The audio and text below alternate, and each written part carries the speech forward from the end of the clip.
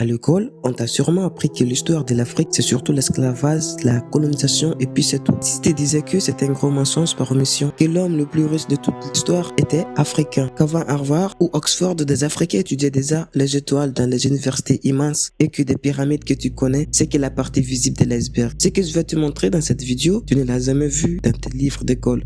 Et crois-moi, à la fin, tu ne verras plus jamais l'histoire de l'Afrique de la même façon.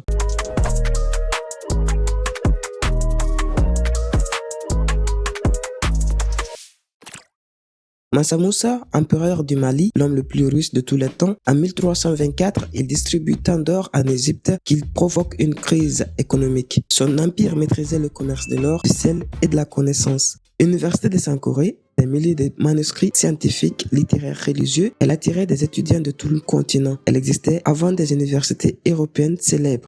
Les Dogons connaissaient Sirius B, invisible à l'œil nu, avant même les astronautes modernes. Le savoir aurait été transmis oralement depuis des siècles.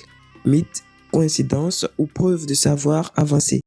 En Nubie, au Soudan, il y a plus de pyramides qu'en Égypte. Ces pyramides appartenaient à l'empire Kous qui a dominé l'Égypte à un moment. Pourtant, on en parle rarement dans les livres d'histoire. Ruines détruites Zimbabwe, structures géantes sans mortier, preuve d'une grande civilisation. Royaumes comme Aksum, Kanem-Bornou, le Bénin, puissant et organisé. Pourquoi on ne l'étudie pas? Ce n'est pas un hasard. Ce que l'école ne t'a jamais dit, c'est que l'Afrique ne commence pas avec la colonisation. Elle commence avec des empires, des savants, des concurrents, des philosophes, et ça c'est notre héritage. Partage cette vidéo si toi aussi tu veux qu'on arrête de nous cacher notre histoire, et comme d'habitude, reste geek et curieux. À la prochaine sur Plagiamise.